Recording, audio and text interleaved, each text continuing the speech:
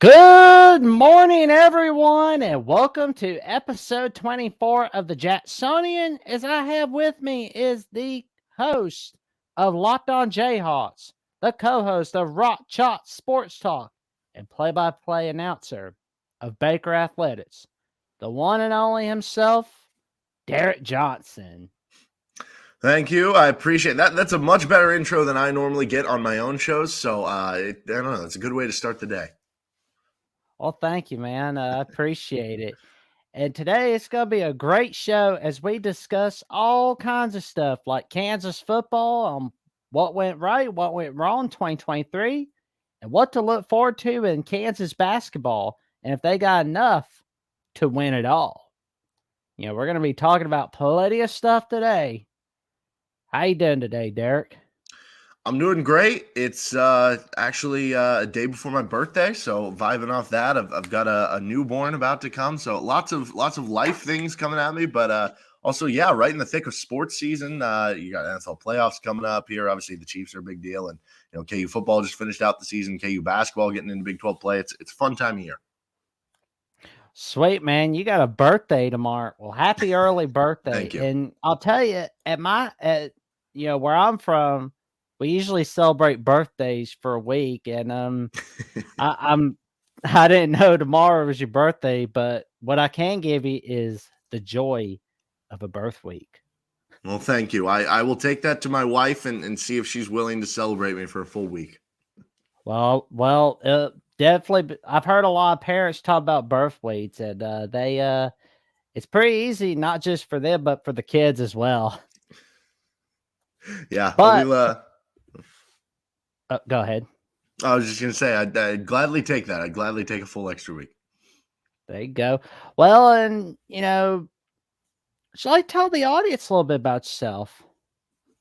Yeah, so I do Rock Chalk Sports Talk. It's the local Lawrence radio show. We 3 to 6 every Monday through Friday on KLWN at the local station. We're the flagship local station for KU, and do that show and cover a lot of KU. I do Locked On Jayhawks, which is an extended outlet doing even more covering KU, and that podcast is coming out every day. So I do all that stuff. I love doing play-by-play work. I do a lot of work with Baker University, which is a nearby NAIA school. It's the all-time NAIA leader in football wins, and they started the NAIA, which is kind of cool there, which kind of compares to D2. It's another level of college athletics because they can offer scholarships unlike D3. So that's a lot of fun, and like sticking around sports. I've always loved sports growing up and everything, and it's led me to kind of this career path. And I've lived all over as a kid, ended up coming to KU, and stuck around ever since.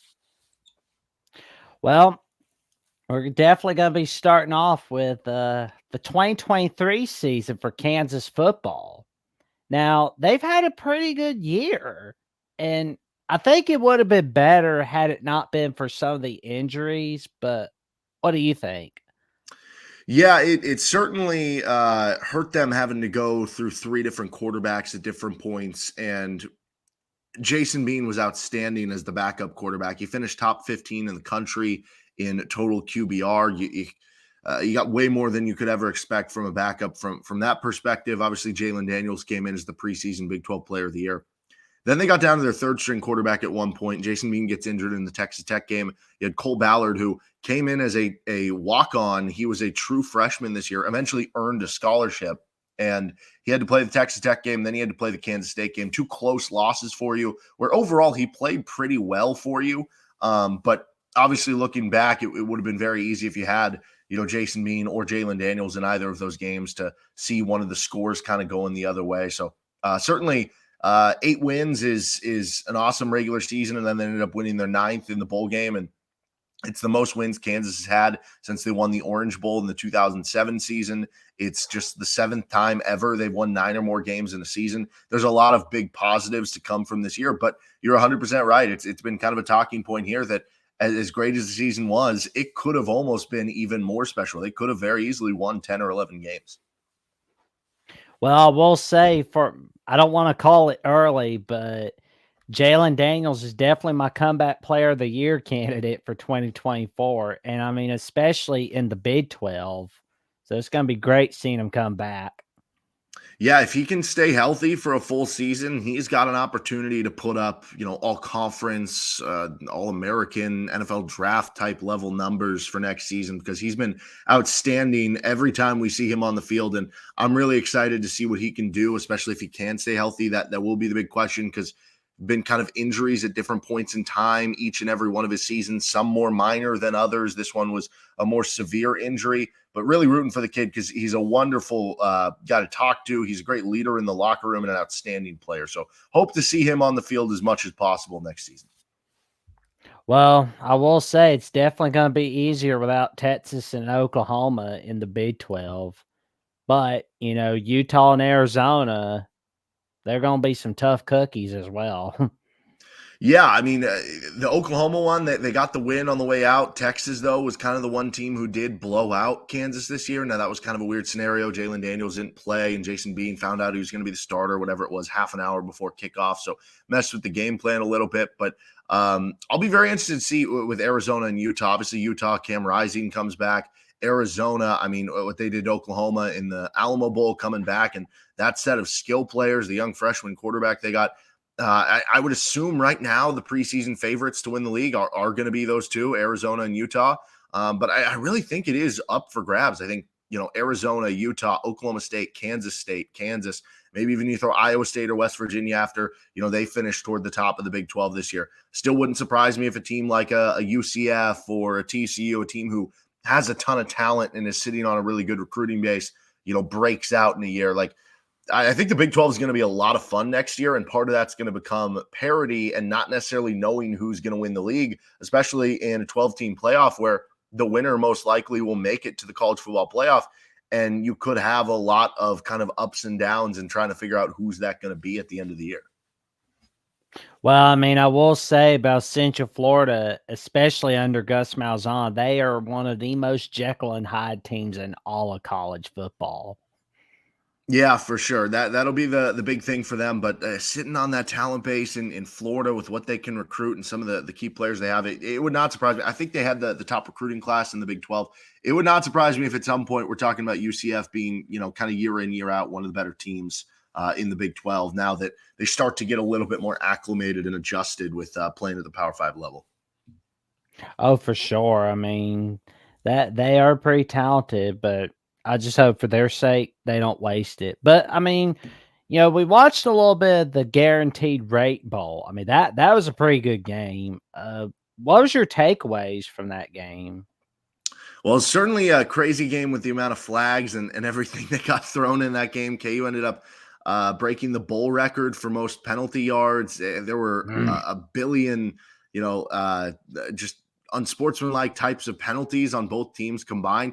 It was something that was very weird because it was one of those things where it's like the line went from on the betting odds from like 12 and a half to like 7 before the game started, just randomly the day of. And then there was all the weird penalties and it was starting to get people thinking like, what's going on here?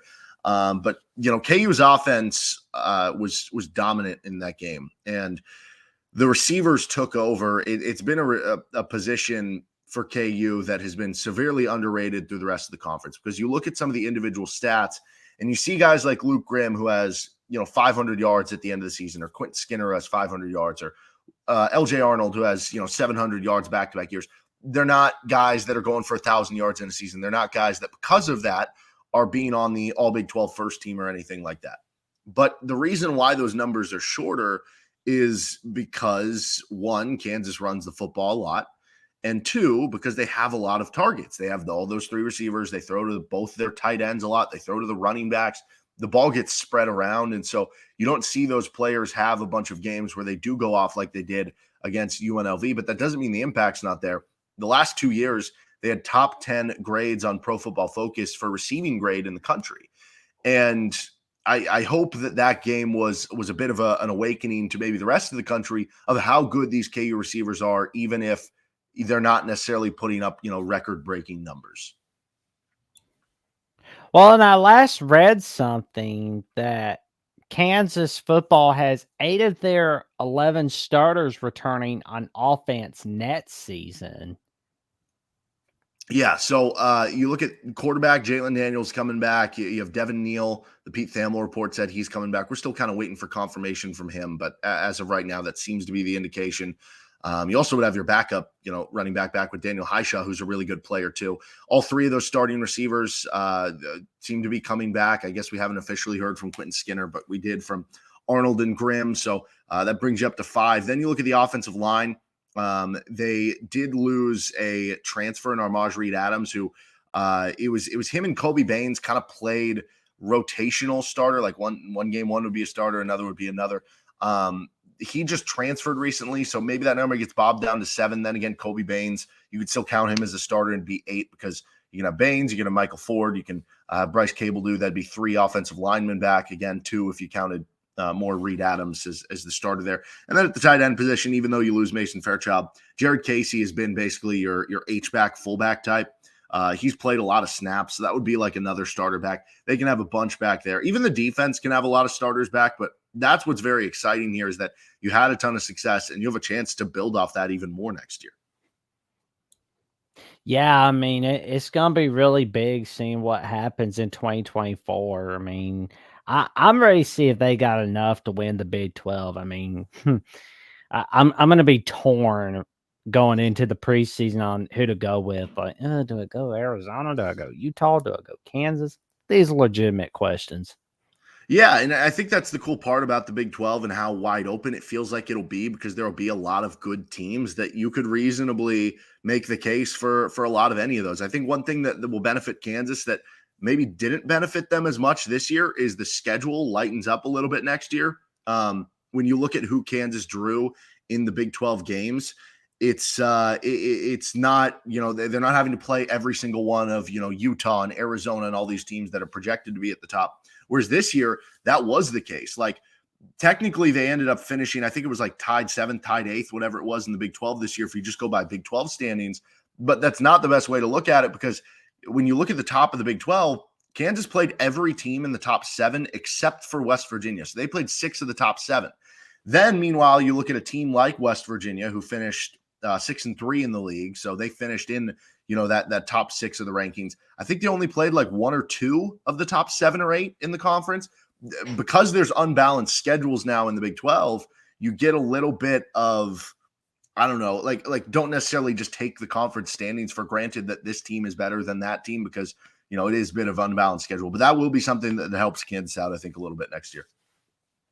Well, and the funny thing that I looked at when I was looking at the non-conference schedule for Kansas is that they're going to have the rematch with UNLV next year in Lawrence, Kansas. Yeah, no, it's pretty crazy. And honestly, that was something where going into the bowl game, there were a lot of fans who were like, really, this is who we drew in the bowl game. We're already going to play them next year in the non-con. You wanted to play somebody who maybe you're not going to be playing soon or don't play very often to get that kind of showcase matchup. But because of the way the game went, it was an exciting game. And I don't know, it was a little bit of chippiness at the end. There was kind of a mini on the field scuffle at the end of the game. I think it's very much gotten more interesting that game. But Jaden Maeva, since the UNLV quarterback has transferred away, so we'll see what that means for them headed into next season. But obviously, they had a great year under Barry Odom, going 9-5 and everything. So should be actually a lot of fun in that non-con game. Yeah, if Odom keeps doing a tremendous job at UNLV, he's going to get a lot of talk about whether he's going to go back to the Power 5 or not. Yeah, he obviously former Missouri player, was a good player for them, and then a longtime assistant with them. Then eventually their head coach. I think that adds a little bit of intrigue too to when KU's playing UNLV right now, whether it was the bowl game or in the non-con, because you have the kind of rivalry aspect that comes with it.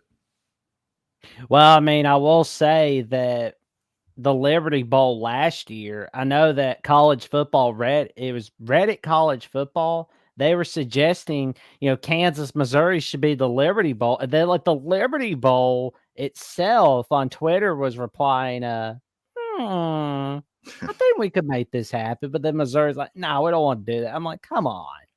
Don't rob us of a Kansas, Missouri rivalry, man. Don't rob us of the reunion. Don't do that.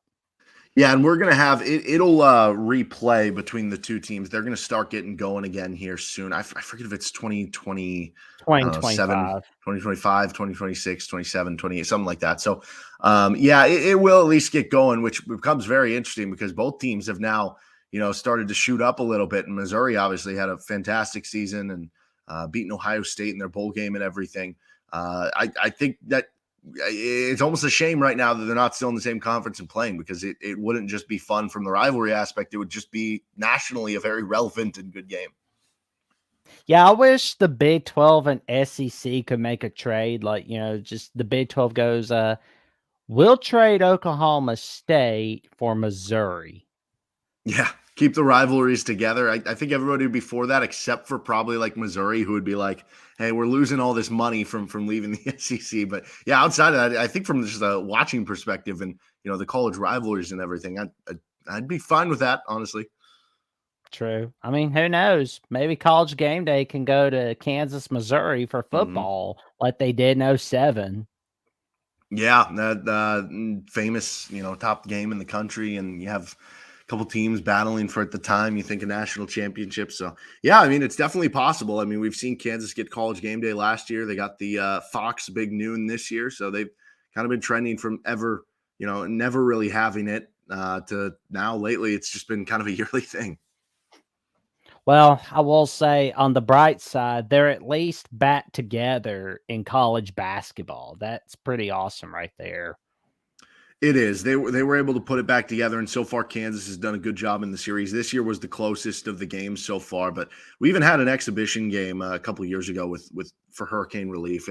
It's been nice to see, and it adds a little extra intrigue in the non-con, especially when some of those non-con games you're playing a lesser opponent or playing a game where it doesn't maybe have as much worth or value to it, and it gets people back into it because at the end of the day, college sports is a lot of that. It's the regional rivalries. It's trying to beat your opponent.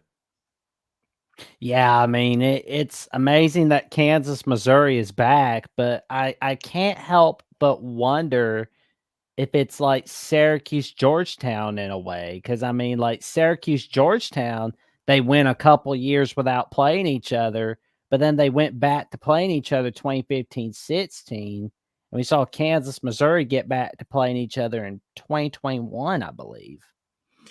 Yeah, yeah, it's been 3 years now.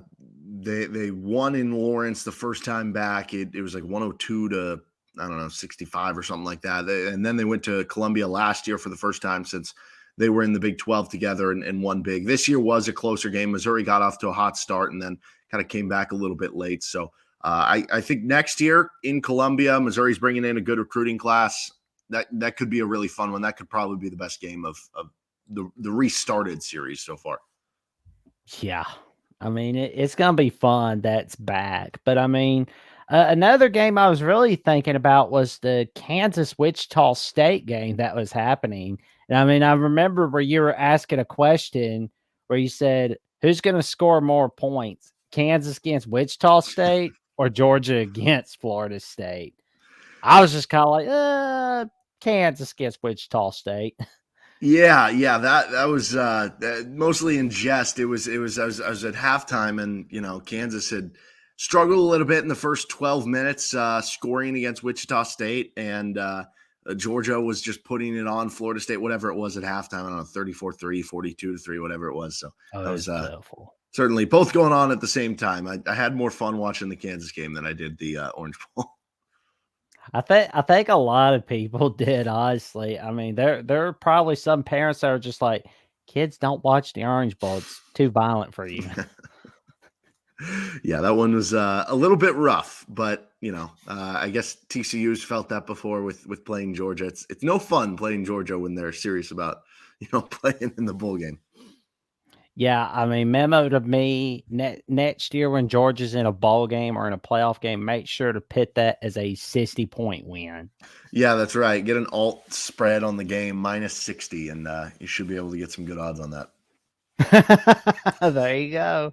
And it's gonna be tremendous right there. Um, I was thinking about some of the strengths and weaknesses to look out for those that are just tuning in to college basketball. What are the strengths and weaknesses to look out for Kansas basketball exactly? Right now, the offense has been lagging a little further behind the defense to this point in time for KU. And on that offensive side of the ball, they've shot it well so far from three, but they don't have a lot of shooting options. They're not taking a high volume, and because of that, teams are kind of crashing on the inside. They've got really good post play with Hunter Dickinson down low. KJ Adams taking a nice step forward. Kevin McCullough and Hunter Dickinson are two All-American candidates right now. But teams are crashing the paint on the inside of them. Still, they've been a really good team at getting shots at the rim, making shots at the rim. Overall, this is the best passing team in the country. They're first in the country in assist to field goal rate. If they can just do a little bit better job getting those offensive rebounds, finding the spacing, finding ways to counter teams crashing on the inside, turning it over a little less, then they can take that next step offensively. They're still looking to develop that kind of 5 through 9 because their top 4 starters are all really good players, but the 5 through 9 on their bench and rotation and fifth starter, they're still developing. They're either young players, first-year players, or transfers from other schools at a smaller level. They're trying to figure out. Defensive side of the basketball, they've been really good to this point so far. The one matchup that's kind of given them trouble so far is if you have a 5-man who can be versatile, be mobile, that can kind of stretch the floor a little bit, teams that can space you out. Those are teams that kind of give you troubles a little bit. But overall, this should be one of the better defensive teams in the country. And if you get the offense figured out enough, this is a team that can make some noise in the NCAA tournament. But it's been very interesting because, you look at like the AP poll right now and Kansas is ranked second, but you look at some of the metric sites like Ken Palm or Bart Torvik or even like the net rankings, and this team is more viewed as like a top 10 to 15 team in the country. So it'll be interesting to see how that kind of works out the rest of the way. Big 12 is obviously loaded in basketball, and how KU kind of enters into conference play, and if they can show that they're closer to being the number 2 team, or if they show that they are closer to being, maybe the 10th, 11th, 12th best team in the country. Well, we know that conference play is going to be really dangerous, especially in the Big 12. And, some of the new kids in the block, Houston and BYU, those are going to be some ugly ones, I can tell you right now. Yeah, Houston's got the best defense in the country. They are elite at basically everything on that end of the floor. They play hard. They play physical. They're going to be, with Kansas right now. Betting odds have those two as the betting favorites, the co-betting favorites to win the Big 12. You look at BYU, they've had this huge come up, a team that was picked, second to last in the Big 12 before the season got started. And now they're having an unbelievable season. They space the floor. They've got a bunch of different players that can beat you. They got a knockdown shooter, actually a bunch of knockdown shooters, but one specifically in Jackson Robinson, who leads the way for them in scoring. It's going to be really fun working through the Big 12 because you look at the teams at the top, whether it's the newcomers, whether it's Kansas, Baylor, right? There's so many good teams in the conference, and night in and night out, you're playing a team who could possibly make the NCAA tournament with the exception of maybe like 2 schools in the Big 12. I think 12 of the 14 schools in the Big 12 are ranked in the top like 75 on Ken Palm, which is pretty incredible. So night in, night out, you're going to have great matchups. Should be super fun to watch, but it's going to make it a grinding, grueling process for all the teams involved. Yeah, I mean, those Kansas-Houston matchups, I will make sure I plop my butt down on the couch for those games for sure. Yeah, and we get one of them is the regular season finale for both teams, so that could very much, the one at Houston, determine who ends up winning the Big 12. Yeah, I mean that's going to be quite a battle. But I mean, can Kansas get another regular season title? Because I mean that's just what I'm wondering. Yeah, so I mean, this has been what Bill Self does. He doesn't lose at home, and he wins Big 12 titles. To this point in time, Bill Self has won the Big 12 title 16 times in the regular season. I guess 17 times technically because they had the one kind of taken away from the NCAA. And to this point in time, he has, I think, only The mind never lost. forgets, though. Yes, no, exactly.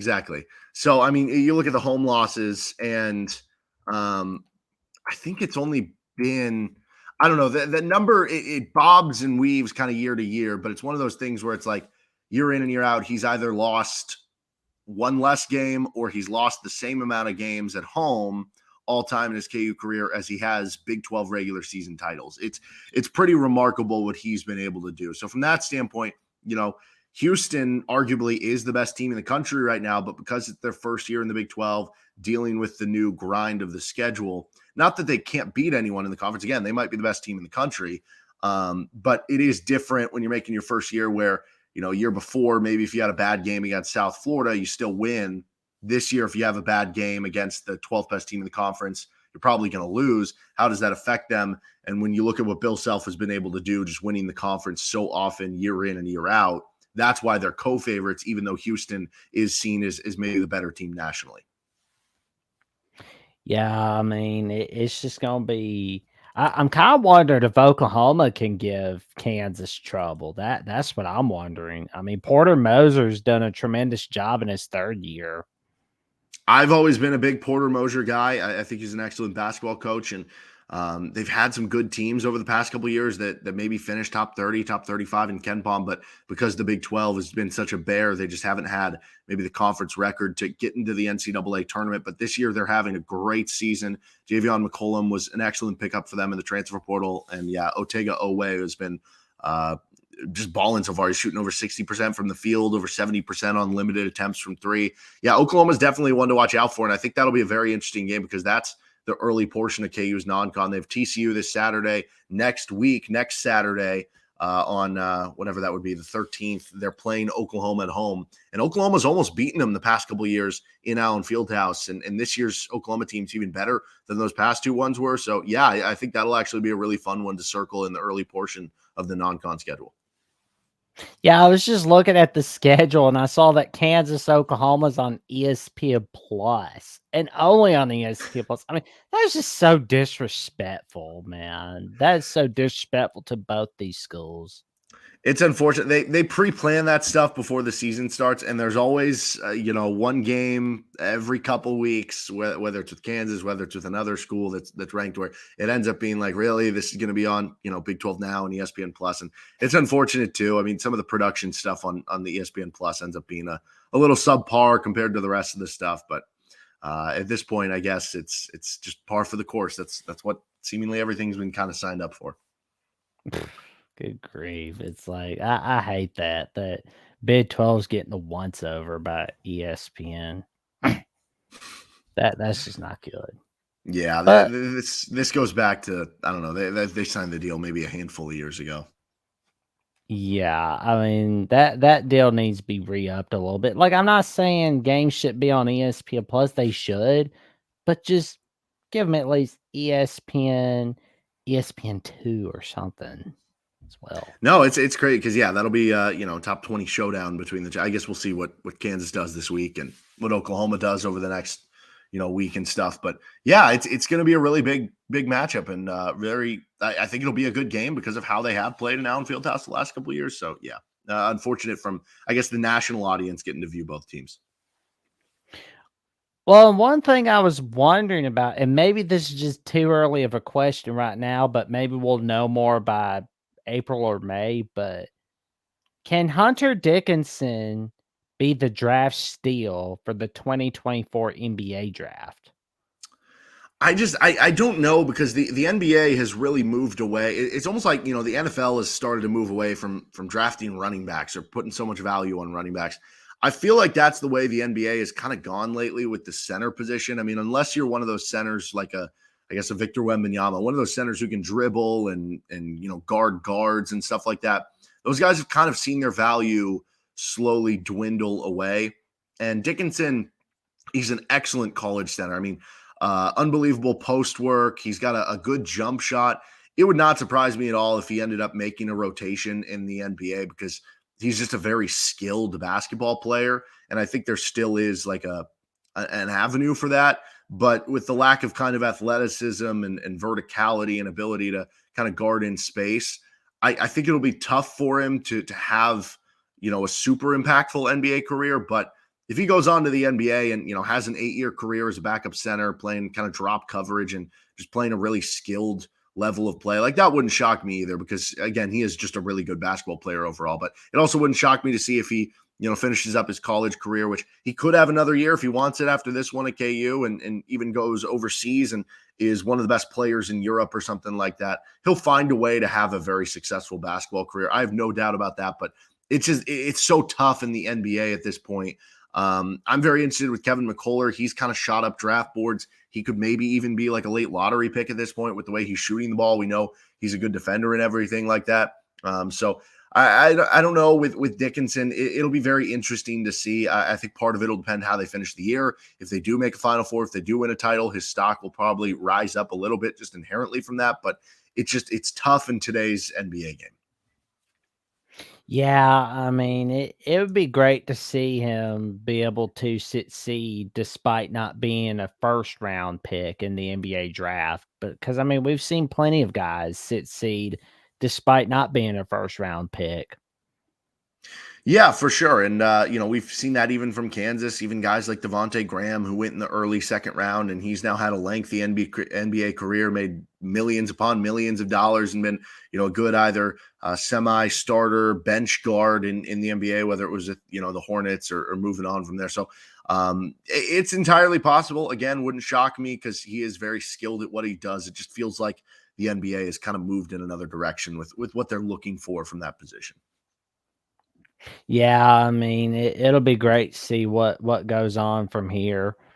But I just hope he's not going near the Lakers because then LeBron might try to have him removed if LeBron's mad at him. Well, LeBron, that's always been the joke. He has never won a title without a Kansas Jayhawk on the roster. Mario Oh Chalmers, wow. when he was with the Miami Heat, when he was with Cleveland, he had Sasha Khan at the end of the roster. So that is something that is a requisite. So it does actually, the Lakers need to draft Jayhawks, if anything. Yeah. And if the Lakers lose, then LeBron will just walk off the court with 4 minutes left. He'd be like, dude, you're a star. You can't act like that. But in all seriousness, though, it's gonna be fun watching Kansas TCU on Saturday on CBS. And you stated that the Kansas offense needs to get better. So what's something else we gotta look out for from the Kansas side and the TCU side? TCU plays fast. They play physically. They love to get in transition. They're scoring over 21 points per game in transition. That's one of the best marks in the entire country. KU likes to get in transition themselves, but it's a whole nother animal with TCU. So you got to get back. You got to play good transition defense, and you have to be willing to accept the challenge of the physicality, whether that's grabbing rebounds because they crash the glass hard, whether it is, just playing mentally tough. Those are going to be the keys for KU coming out on top in this game. TCU came into Allen Fieldhouse last year and won by over 20 points. They boat raced Kansas in Lawrence. So that should serve as a little bit of motivation, you would think, for Kansas this go around, not to have that happen again. And I think they'll be up for the challenge. But also you have the interesting storyline, Ernest Uday, who was one of Kansas centers last year, transferred to TCU after they brought in Hunter Dickinson. So you have that kind of matchup of those two centers going at it. But that's the biggest thing with TCU. They haven't been a great shooting team so far this year, which is the case really the last couple of years. They just have fast athletic guards, long athletic, lengthy wings, and very sizable big men, whether it is Uday, who's a very big wingspan and length, or a couple of their other centers who are more the physical, strong centers that are going to kind of back you down inside. Have to be willing to accept the physical challenge in this game. And if they do, I think Kansas will come out on top. Yeah, I mean, this is a pretty good practice game for everybody else. I mean, for the Baylors, the Oklahomas, the Houstons, BYUs of the world. Yeah, it's going to be tough each and every night in the Big 12 because we've seen TCU. They've been a team who has made the second round of the NCAA tournament in back-to-back years, or I guess made it to a point where they almost made it to the Sweet 16 and really 2 straight years. So it's an athletic team. I've loved what Jamie Dixon has been able to do at TCU. He's a great coach when you go back to his days at Pittsburgh. And obviously, like I said, they blew out Kansas now in Fieldhouse last year. But nothing can be taken for granted in every Big 12 game. There is no rest. So you have a down game, and you can get blown out just like that. So I think this will have Kansas focused. They haven't played. They've had a week off, so should have fresh legs and everything like that. So I think that's all benefiting to Kansas on Saturday. Yeah, I don't think TCU is going to be expecting Final Four trips from Jamie Dixon. They're happy with what they have because I remember at one point they were like going to like CIT or CBI tournaments. I forget the name of it, but I know it's not the NIT. They were not doing so hot, but then Jamie Dixon gets there and bam. One year it was like 2017, TCU upsets Kansas in the Big 12 tournament quarterfinals. I was like, holy cow, he's gonna do great over there. Yeah, that was certainly a crack. I remember that one, and Josh Jackson was suspended for KU for that one, which was one of their key players. And yeah, they lost in that Big 12 quarterfinal. So they actually have had a couple big wins over KU here. I go back to 2013 when Kansas was on kind of a skid, and that was a game that afterwards Kansas fans will recognize it as Bill Self saying that they would have lost to the Topeka YMCA after the game.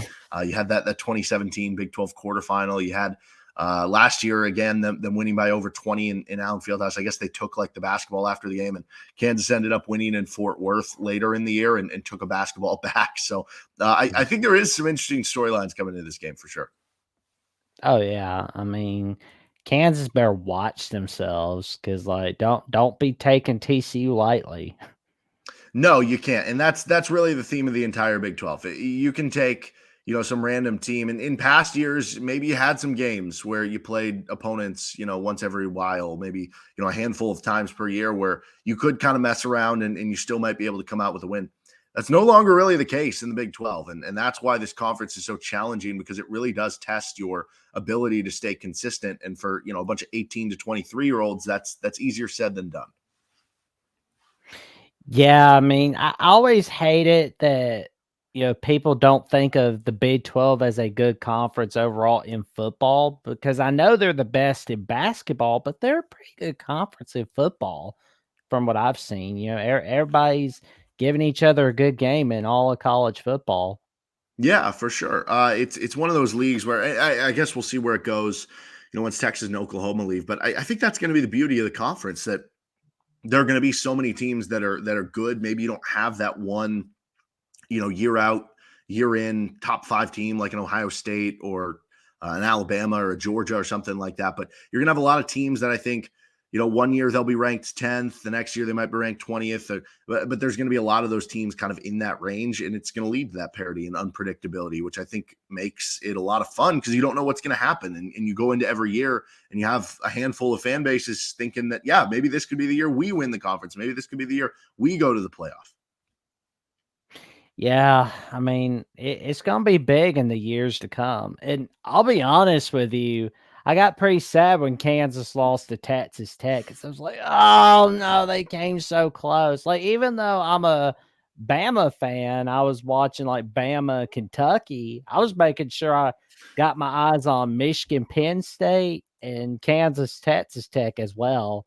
So I'm like watching Kansas, Texas Tech on one device, Michigan, Penn State on the other, and Alabama, Kentucky on another. I was like, I'm not missing this.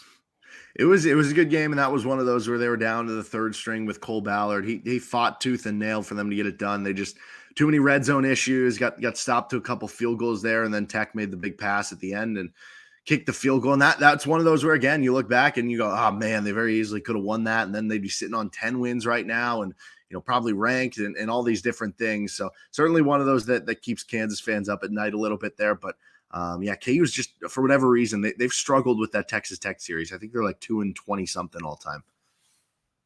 Well, another series they've struggled in since 2009 is the Sunflower Showdown against Kansas State. They haven't beaten K State since '08, but I don't want to call it way too early.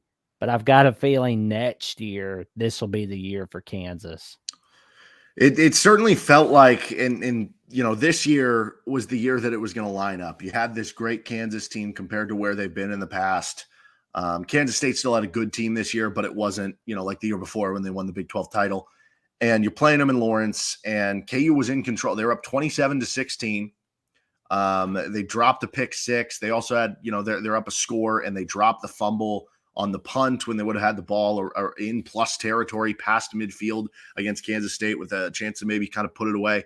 You had a couple missed opportunities there and allowed Kansas State to win. And that game was, I think, very disappointing for a lot of people because it felt like that was your best opportunity to win. And maybe you should have if you didn't have some of those mistakes. But that's been kind of the issue we've seen from year in, year out in a lot of these losses. Kansas is the one that makes those critical mistakes, and Kansas State does not. And that's why they've been able to win. So it'll be tough. It's going to be in Manhattan this next year when they play at Kansas State. And I think Kansas State's still going to have a good team. Avery Johnson will be in year two, the former four-star, really highly rated quarterback who started the bowl game for them, having a full offseason in front of him and getting ready for the season. But who knows? Maybe that could end up determining, who wins that game. One of the teams that ends up playing for a Big 12 title come the end of the season. I think it'll be a lot of fun, but that's kind of the next thing on the checklist for Kansas. They've made back-to-back bowl games.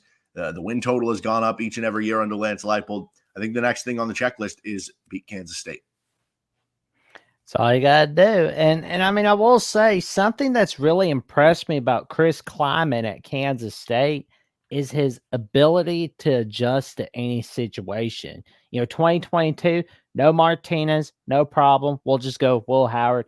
Bam, they win the Big 12 in 2022. And this year, no Will Howard, no problem. We'll just go with Johnson in the Pop-Tarts Bowl. Yeah, and Johnson, local kid from the Kansas area, went to Mays High School, which is down in kind of the Wichita area. He was one of the highest recruited, players in the state of Kansas that we've ever seen in like the, 24/7 sports recruiting era. So he has very high potential, very fast runner, very good dual threat quarterback. He's certainly going to be someone to watch in the coming years. We'll see if it's one of those things where it's a slow process for him to kind of get it together. Does it take him, a year or two of buffer before he hits that stride, or is he going to hit the ground running this next year? I think that'll probably most determine whether Kansas State, is a true Big 12 title contender or if they're just another solid team again. But I never count out Chris Kleiman or that K-State program. They've been so consistent year in and year out in what they've done. And that's what's made it even harder on Kansas because, you have to go up against that every year. You have to go up against that in local recruiting. You need to get over the hump eventually. And maybe this will be the year here in 2024. Yeah, it's a bad move to count out Kansas State. I mean, it was like, and I'll tell you what made me pretty mad over the summer of 2023 during the preseason. The lack of respect for Kansas football, where everybody's like, oh, Kansas is going to finish 10th. Oh, they're just going to finish 8th. It's like, hey, did you even watch Kansas football in 2022? I mean, yeah, it was. Look at them as a fully healthy team, and they didn't even get a single vote in the AP poll. Good. Yeah, I mean, it was certainly wild. The over under for win totals was kind of hovering around 6.5, 7 wins coming into the year, and it was very odd because they returned. I forget what it was coming into the year, maybe 10 of 11 starters on offense, and I think like 8 starters or something on defense. And if you have a team who won 6 games the year before and returned whatever 18 starters coming into the next year, if that was like any other school, they were going to be picked to win, 8 or 9 games, right? And it's just that with Kansas, because of the past history and because of how we're not used to seeing them being good at football like they've been here over this past couple of years, it was something where they were probably a little slept on more than they should have been coming into the year. But I think that'll probably go away this next offseason now that they've done it back-to-back years to kind of earn that right of consistency and show you that, yes, there is a positive arrow pointing forward. Yeah, I mean, on the bright side of this year, Kansas will definitely get some more respect in the preseason. So, I mean, I'm looking forward to this year's preseason. Yeah, I think there's going to be an outside chance that they could finish ranked in either the AP or the coaches poll. I think they have a better shot in the coaches poll based on where they're sitting.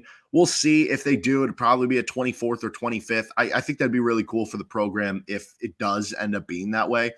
They could end up just missing out. I don't know. It'll kind of depend on what the voters view because they didn't get a super marquee win in the bowl game. Like they didn't get to beat a Power 5 team or something like that. So I'll be interested to see where they fall because if they do finish the season ranked, you would definitely think that leads to a springboard that they should be preseason ranked next year. Maybe they'll be preseason ranked regardless.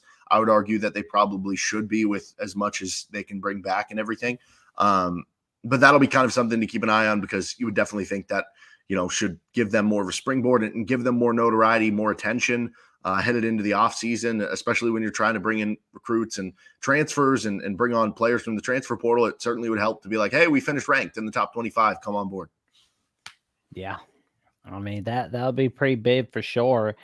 And, something over the past couple years I've noticed that I know that Nebraska, Wisconsin 2022 noticed the hard work that Lance Leopold was putting out at Kansas. And I guess there were like one or two teams that were looking for him during 2023. And I know Lance Leopold said, I'm staying in Lawrence for good. Um, who do you think is going to try to get him in 2024, or is he genuinely happy? Well, I think he's genuinely happy. His son goes to one of the local high schools here, and he's going to be a senior in high school this next year. So I guess hypothetically, if you were going to say he was going to make a move, like maybe it would be after this year, because then the kid would be off to college. Maybe that would make it a little bit easier. But that 2022 was really the big one, where if you were able to survive that, because Wisconsin and Nebraska, those were like the jobs for Lance Leipold. His wife is from Nebraska. He grew up, he was on staff at Nebraska at one point in the early part of his coaching career. He also coached at one point at Nebraska Omaha.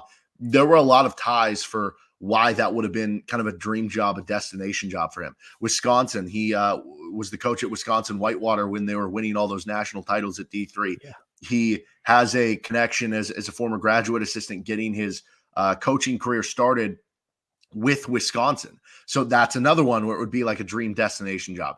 And who knows whether both those jobs, prioritized, did Wisconsin want Luke Fickell over Lance Leipold? And if Fickell said no, would they have gone to Leipold? Did they offer Leipold first and he said no? Same thing with Nebraska and Matt Rule. Who knows the order of how those things kind of happened there? Or if Leipold was just going to stay at KU regardless, or, however fate kind of went about for those things happening. Either way, those surviving him having the KU job, even after both of those were open, is certainly something that I think makes it more likely that he sticks around in Kansas. And he's continuously made comments about, he loves being in Lawrence and they want to be here. And this is, where they want to be and everything like that. So I don't know. This year it was Michigan State was the one that kind of would have him popping up on job boards and everything like that. I'd imagine there will continue to be schools that have him listed when their job comes open as a candidate we should go after. But how realistic is it? I don't know. He's going to be 60 here soon. And I think he is happy here in Lawrence, especially as long as they continue to invest in the football program. They've got a new football stadium coming about, right? As long as you keep him happy there, I think there's a lot of reasons he would just stick around in Lawrence. But I guess you can never be totally sure in this day and age in college football. And obviously when you're looking around the sport, maybe there is another job that eventually opens up that becomes more of interest. Like what if hypothetically Michigan, if Jim Harbaugh goes to the NFL and, they're looking around for a head coach. I would think they would just hire the offense coordinator who was their interim head coach for a few years, or maybe they'd go after, or for a few games. And maybe they'd go after somebody else. I don't know. Maybe there's a job like that would open up that would be too enticing to pass up. But for the most part, I think it's just kind of, don't really worry about it. And if it happens, it happens. Yeah, I mean, I'm kind of thinking Sharon Moore is basically like Ryan Day when Urban Meyer retired or whatever, and then Ryan Day takes over because Ryan Day coached a few games during the Urban Meyer suspension. So, I mean, I could see something like that with Michigan, but I don't think it's going to be like Jonathan Smith, where Jonathan Smith just goes, hey, after this game, I'm gone. Right. And, for Jonathan Smith, I think part of what maybe played into that was the Pac-12's uncertainty. He's also 44 years old. So maybe he does have, he wants to climb more of the ladder for where he wants to go. With Leipold being 59, maybe that changes things a little bit. Maybe that changes things a little bit for the programs hiring him, because they want somebody with more years possibly in front of them in that scenario. But yeah, I think too with Smith, knowing that the Oregon State was being left out of the realignment stuff and that they were going to go to the Mountain West, and that he probably knew in the back of his head, hey, like we're going to lose out on a lot of extra money that we can use for different things like helping the program and helping some of the facilities. We're not going to have that as much anymore. So it's going to be harder to recruit players here. It's going to be harder to bring coaches in here. I go to the Big Ten, and they're going to be pretty set with some of the money and stuff happening. So I think with Kansas right now, because of the Big 12 has gained a little bit more stability, I think that's certainly got to be helpful. Who knows what ends up happening with more conference realignment and how shaky anything else gets. But certainly right now, I mean, if obviously the SEC and the Big Ten are sitting pretty. Outside of that, the Big 12 is probably the third most secure, because right now the ACC is going under some turmoil with, is Florida State going to leave? Is Clemson going to leave? And some of that stuff. So I think that has to be appealing too from the head coach perspective. And that's probably another reason to be at Kansas, especially at a place where, you can win 8-9 games every year and you might get a statue at the end of it. You win 8-9 games when you're at some of these other schools that, have expectations of winning double-digit games, making college football playoffs. And then all of a sudden you're on the hot seat, right? So I think that's got to be very appealing from that standpoint in a profession where there isn't always job security. And I think at this point, again, like I said, like it's possible he can leave for another job. Who knows what opens up, but I don't think you worry about it, because he seems to very much like being at Lawrence and building this KU football program. And you just kind of, if it happens, it happens, and you cross that bridge when you get there. True. I mean, if you're at a SEC Big Ten school, you get told, you need to be more like this coach. I mean, you're never more like him. You're never more like that coach. It's like, good grief, get over yourself.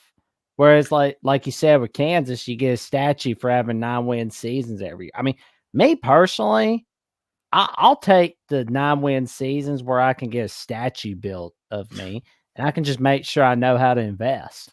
Yeah, exactly. No, I think back to, you think of like SEC country, like how many coaches, whether I guess it was Gus Malzahn or I don't know, Mark Richt at Georgia or something, who were winning 8-9 games seemingly every year. And every once in a while they'd have that, 10, 11, 12 win season. But for the most part, we're hovering in that 7-9, maybe win range. And then the seat gets too hot and you get let go, right? If that stuff happens at Kansas, it's just like, wow, this is like the best, run of football they've had, right? So it's just different. To me, that would matter, because I would like to be in that spot. Who knows how much it matters to him? Who knows how much it matters to everyone? And these guys are very competitive, so you can understand how that stuff kind of happens. But yeah, it is a little bit more of a security blanket being at a school like Kansas than maybe some of these other ones. Well, we talked a little while ago about Jonathan Smith, where it was just kind of like, I hate that he left Oregon State, but I understand why. Because, like you said, there's really no stability at the moment for Corvallis, Oregon, and they don't exactly have a Phil Knight like Oregon has. So that's not really helping things any. And you got to look out for those around you, not just for yourself, but those around you, especially when you got a family. So it's when you're younger, you're mad at the coach or mad at the player for leaving your favorite team. But then as an adult, and then when you get married, have family of your own, you're thinking, I understand.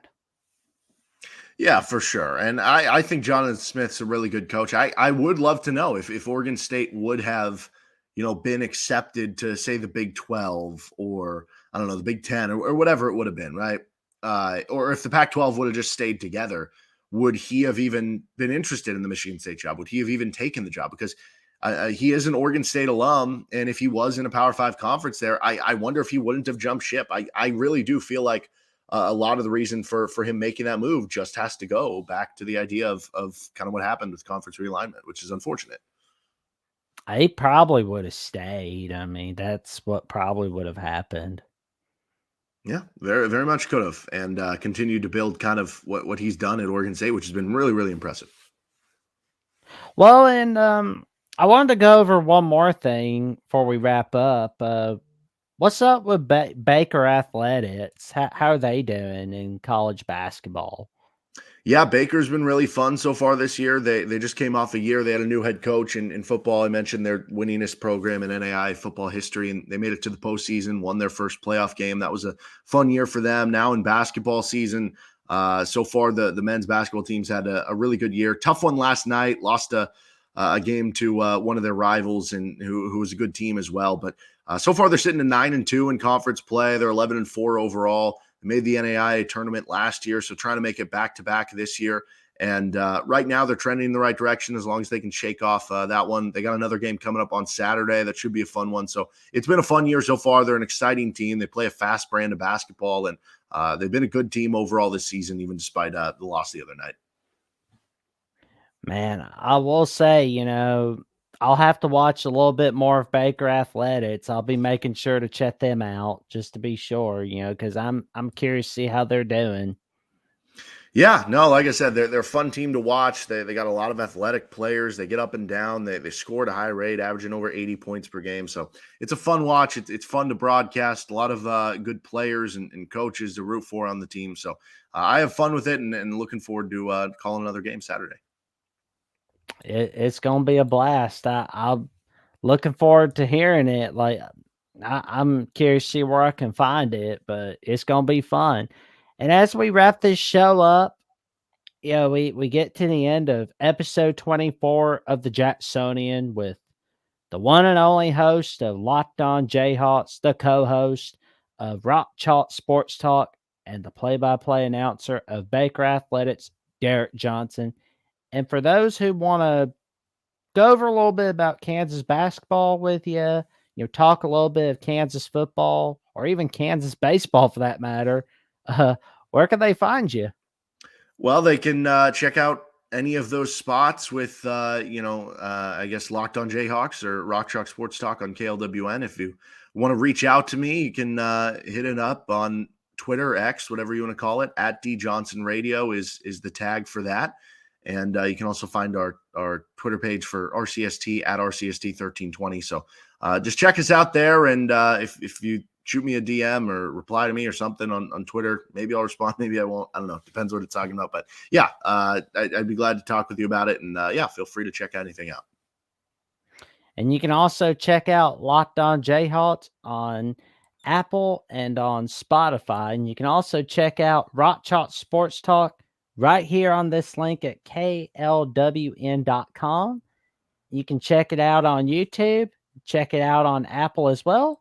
And you can also check out Baker Athletics right here on Twitter/X, or as a friend of mine calls it, Twits.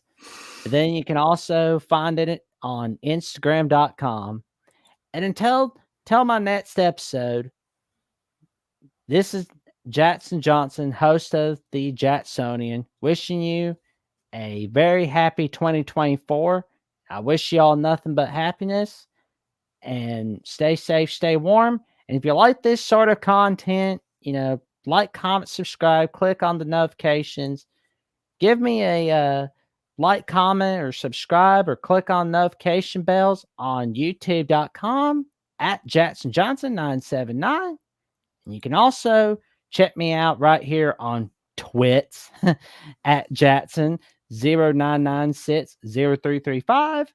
And you can also check me out on Instagram and Threads on Jackson Johnson 543908, where I just kind of give some updates on some of the next episodes of the Jacksonian and who's coming on and what's going on in the college football, NFL world.